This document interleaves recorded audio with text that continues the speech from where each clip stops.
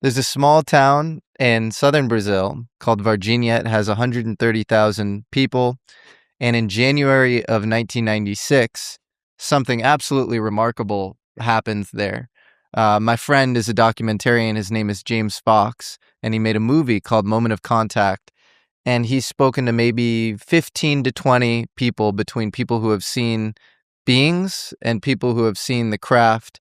He's triangulated the flight path, and basically this cigar-shaped tic-tac craft seemed to have some sort of puncture in it. Gas was coming out of the back. It crashed on something called the Miolini Farm. An ultralight pilot named Carlos de Souza, who's also a geography teacher, held pieces of the craft in his hands. Na estrada, ele fez uma curva de 360 graus, ele perdeu totalmente os motores e ele desceu. It seemed to have bounced the rear end of the craft, which was completely destroyed. There were pieces everywhere, and the front of it, which was practically half of it, slid further and ran into a tree. That's literally what it did. It ran into a tree, hit the tree, and stopped.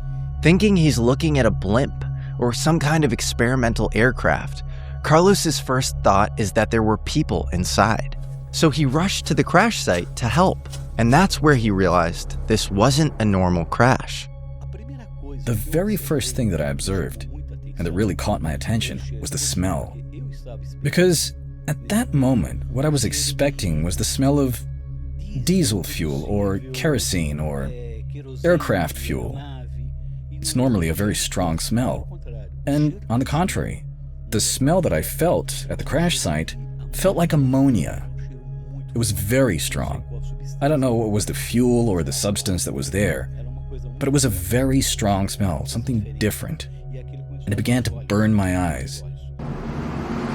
A military convoy then pulled up, and soldiers started to secure the area. Before they reached him, something on the ground caught his eye. Shiny pieces of metal from the wreckage. He picked it up. When he tried to crumple it, the material went back to its original shape.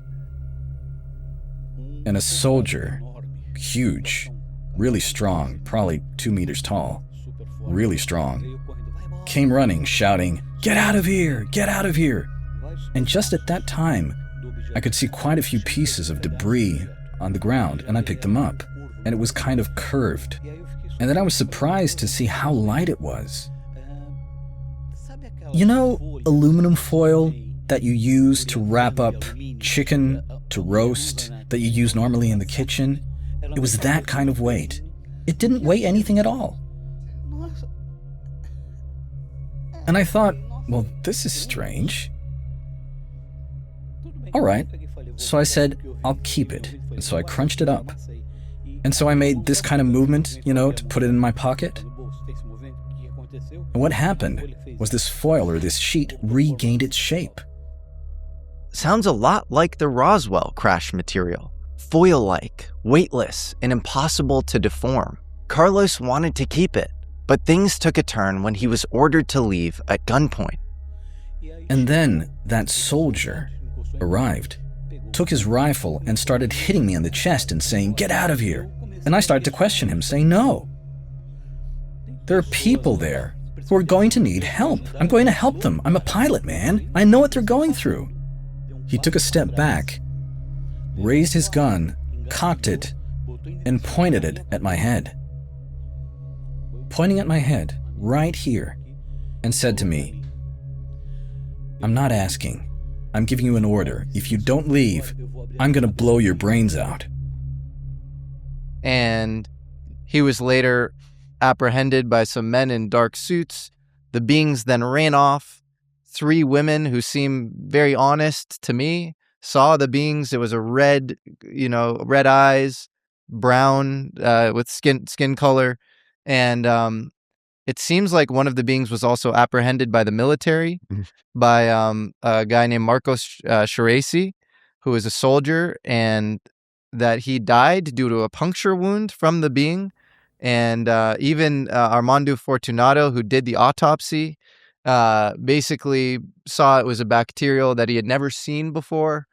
And then all of these people at the hospital mentioned treating an ET being. There's a neurosurgeon, Italo Venturelli, who manages the whole chain of 3 hospitals, but Regionales, where they held this being. He was there and he was checking the work of a guy who stitched up and actually worked on, did some basic, operating procedure on this being. So you get thing after thing after thing, this whole chain of custody of this being, different witnesses. To me, it's the most interesting UFO case globally as far as documentation, because it's from the 90s and a lot of these people are still alive. What do you think about this case? You know that event created a celebrity in Brazil. Its name is the Varginha ET. Nobody saw the Varginha ET, but everyone knows about the ET. By the way, this phenomenon, the Varginha ET, became a national phenomenon. In fact, sometimes people will kind of poke fun at it. They'll joke around about when someone becomes a celebrity or famous, they say that they're more famous than the Varginha ET. Now, even if the ET itself remains, shall we say, unseen, the phenomenon was documented, and also documented both by the military and in the field of health, the medical field. The testimonials, if not all of them, but most of them, are publicly well known, disclosed. We're talking about testimony from doctors like Dr. Italo Venturelli, a chief neurosurgeon from Hospital Regional. By his own account, he showed up to work like it was any other day. His colleague, another neurosurgeon named Dr. Marcos Vinícius, pulled him aside. At first, he showed Venturelli a tape, grainy footage of what looked like a small child with a deformity getting patched up after a procedure. But then Marcos Vinícius insisted that Italo see his patient in person. He brings Italo into the room, where he came face to face with the being for 4 entire minutes. He was just lying there with the surgical drape. One hand in and the other out like this. Nothing here, and it's peaceful. The bed positioned upright, like we do for neurological patients. Eventually, the reality sunk in that this patient wasn't human. He had arms, he had a chest. Hal's wife asked if he had nipples. I didn't see nipples. I didn't see a nipple lying there like that. Neck, very small mouth. The eyes, like this, as if they were drops, like that. Lilac. And very peaceful. There was no suffering there, no suffering at all. There was no bad smell, no odor, no nervousness, nothing diabolical. A very angelic kind of being, totally at peace. It's hard to overstate how bizarre this must have been. A neurosurgeon walking into what should be an average day at work, only to find what looks like an alien creature lying in a hospital bed. It's not bleeding. It's not in pain. It's breathing normally. No problem. Everything's fine. The being looked at me. As I always say, it looked at me with a very beautiful look. Not a judgmental look, not a look of fear. It had the look of someone who understands very well what is going on. But it was a different person, a different being. It wasn't human at all. It wasn't a case of human anomalies. It was a different being. I've been dealing with humans for 46 years, but back then, about 30 years ago, we knew how to tell when it was or wasn't a human. What's intriguing is that they didn't lead to the initiative, for example, of submitting those who witnessed the events, both in the medical and military fields, to be questioned, to help shine a light on that event, and maybe lead to potential hypotheses about what was seen, about what was witnessed, what it meant, and the possible origins. No, They hid it under a rock, so to speak. The problem was treated with a lot of secrecy, and they didn't move forward with it. The possibility to clarify what happened never took place, except for the city of Varginha itself, which turned into a sort of reference, touristically speaking. The town hall created a museum to acknowledge and value the phenomenon, to document it, and to give it a sense of permanence, to take it away from the world of fantasy and turn it into something, a phenomenon that was part of the town's history, the region's history, here in the south of Minas Gerais. By the way, the town is next door to international soccer superstar Pelé's hometown. It's close to Três Corações, where Pelé has a property. I've had the opportunity to go to Varginha and Três Corações, and in Varginha, the phenomenon is undisputed. There's no doubt about whether it happened or not. Now, officially, for example, health authorities, the Medical Federal Council, because there were physicians involved, they'd never get involved in the records or in the investigation of the event. And the armed forces were even more prudent, especially when it came to reasons that involve issues that have to do with national security. Not just defense, but national security, which is broader. Yeah, I mean, you had a base there, ISA, and it seemed like they were all kind of mobilized immediately when this crash occurred. There's actually an air traffic controller that also claimed that he said USAF, and he says the U.S. Air Force was involved. And then there's even a pilot in the United States that just testified before Congress. I'm sure you're aware that a lot of the witnesses came to the U.S. They actually came on my show, and they also went to Washington, D.C., and they spoke with a bunch of Congress people.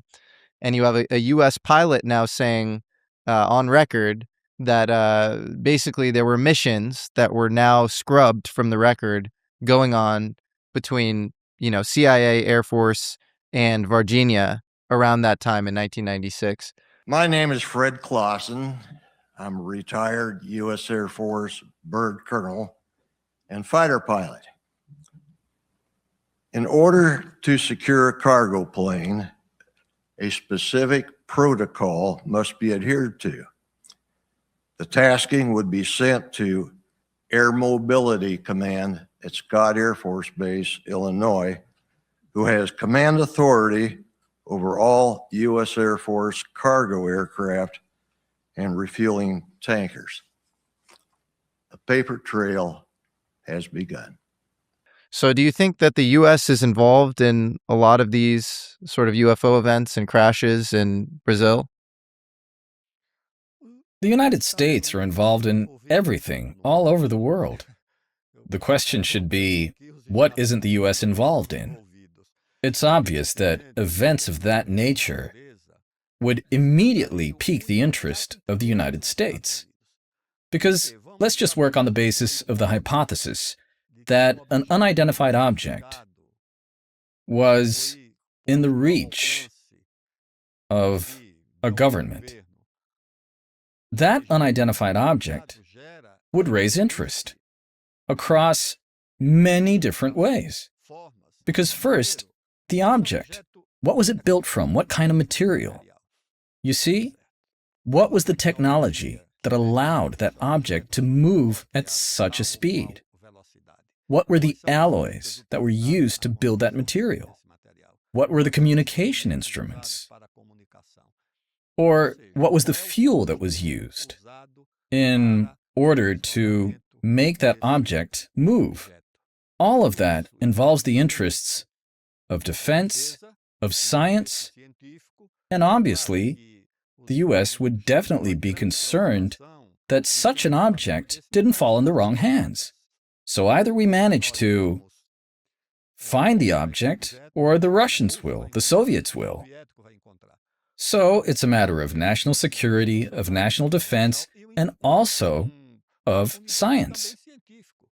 Because you could reveal a whole world of perspectives, of possibilities, in high-resistance alloys, just based on one of such objects. I'm not saying that this is what happened. I'm just saying that there would be a natural interest.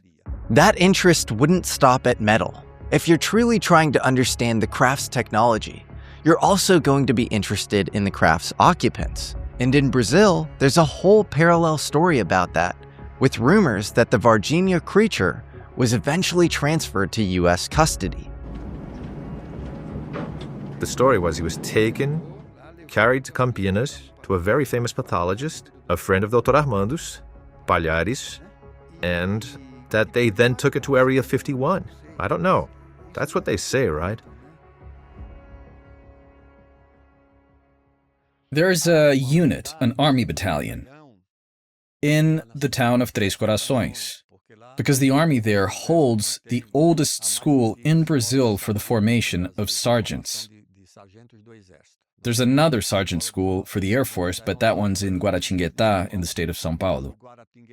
So, in this base, this army base, there is a battalion, which has its hierarchy, they can mobilize, and it's very close to Varginha, maybe 30 kilometers away.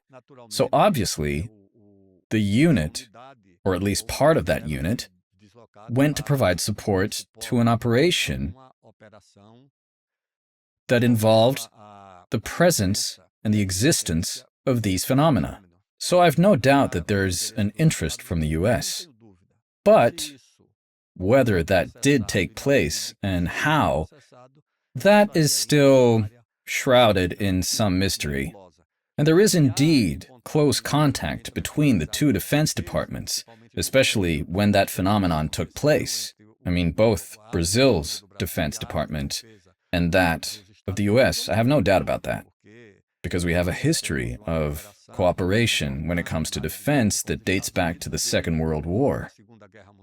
There is a previous history with Germany, with France, but as of the Second World War, our biggest cooperation in the military and defense came to be with the United States, because in Italy, there was a Brazilian army division that fought alongside the American soldiers in Italy against the German forces.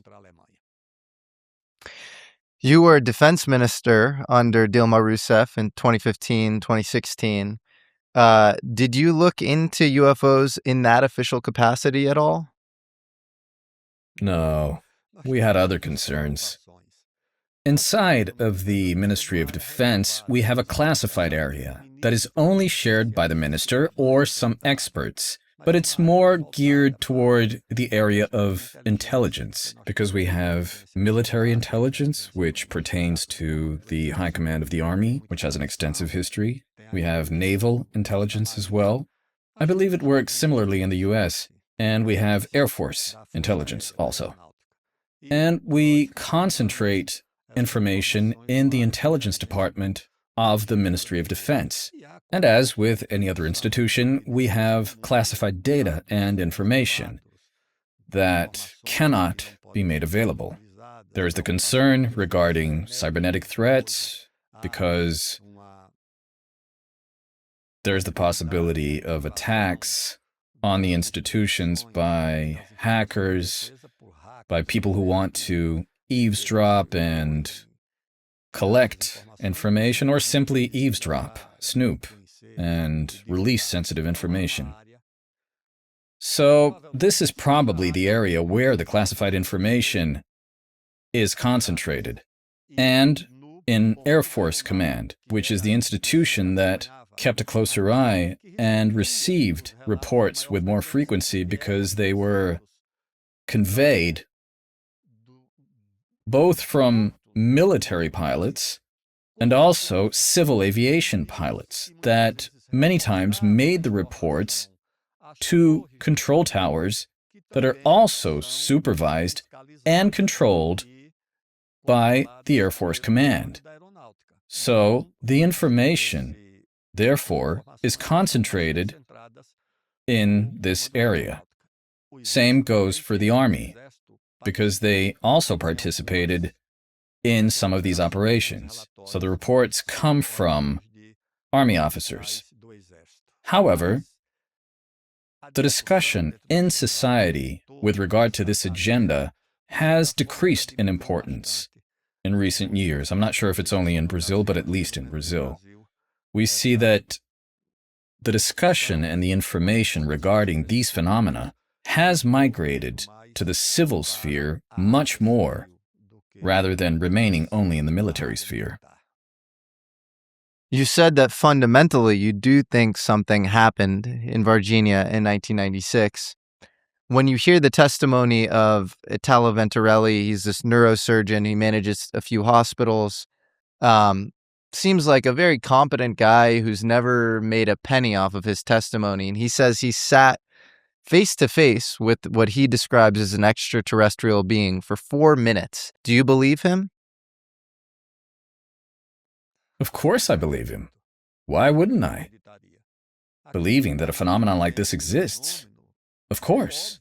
Because these were phenomena that had the testimony of totally credible witnesses. 3 girls had no reason to make up a vision or invent a creature just to testify about it.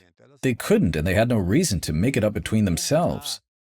That they saw a different phenomenon or creature that hadn't made any appearances previously or had been witnessed.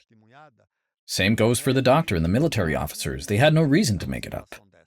One of them is Dr. Armando Fortunato. He's the forensic pathologist who performed an autopsy on the soldier, Marco Secrecy. Marco, who is patrolling Varginha for the being while driving his vehicle, sees the being out of the corner of his eye. He tells his fellow soldier to stop the car. He jumps out and he grabs the being in order to apprehend it and take it to the hospital.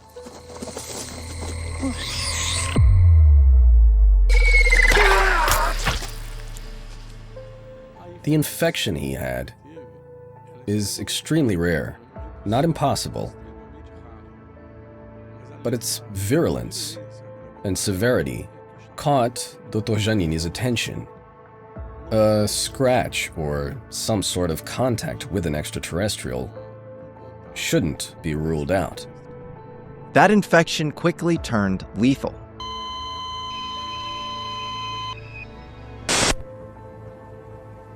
After his death, his case landed on the desk of Dr. Fortunato, and the samples went to one of Brazil's most respected pathologists, Dr. João Gemini, owner of IPD Laboratory in Varginha. What they found lying in Marco's body in that autopsy was so disturbing that both men are still talking about it decades later. Dr. Giannini said recently, last year, that the bacteria found in the material examined in the laboratory is not common in our country, and that the bacteria was extremely virulent and which are very progressive, deviating from the norm of everyday practice in Brazilian medicine, and that he did not rule out, given the circumstances that had come to him, that the bacterium could be an alien bacterium. According to Dr. Armando, Marco's sister said that Marco had come into contact with the Varginha creature. And later, Dr. Gemini told filmmaker and friend of mine, James Fox, that he thought the bacteria had strange evolutionary characteristics. I think it was like the term used was you've never seen an advanced bacteria of this strain behave the way it did ever before or since. And even Cesario, who was working on him, it's like I threw the kitchen sink that should have, all the antibiotics I gave him should have saved his life, but it didn't do anything. Like it just, because I've never seen anything like it before or since either. So it was an adaptation or an evolution of a particular bacteria on Earth, but that they haven't seen on Earth that type of evolution. It's the best way he described it to me as a neophyte. So we're not talking about an unknown life form, but a native strain acting in a completely unfamiliar, unprecedented, almost upgraded way. Pelos elementos circunstanciais que chegaram a mim, foi de arranhão determinado na pele do xerez pelo ET. Eu acho que ele foi vítima da unha do ET. We have pretty good testimony from a number of witnesses on the Brazilian side that the entities, the ET, went back to America, but we don't know what happened to the craft itself. Has he heard any rumors of where the craft went? The information that's held by the Ministry of Defense is strictly classified. Therefore, it cannot be disclosed or released under any circumstances, unless there is an international agreement. I said that if the United States discloses its information, then we also have the right to do so, but that, of course, remains purely hypothetical. So if the Varginha incident didn't happen, then it wouldn't be classified. So that tells me. Oh, James, he already said on record, I know it happened. We just need to interpret what happened. The problem is not the existence or not of the phenomena. The issue is explaining, identifying precisely what happened. That's the object that poses itself naturally as a challenge. The phenomenon existed, it was there. The objects were there. The creature was seen. But what was it? And where did it come from? And why were they there? What did they want from us? I believe that this is what really is of scientific interest, so that we can begin to theorize about it.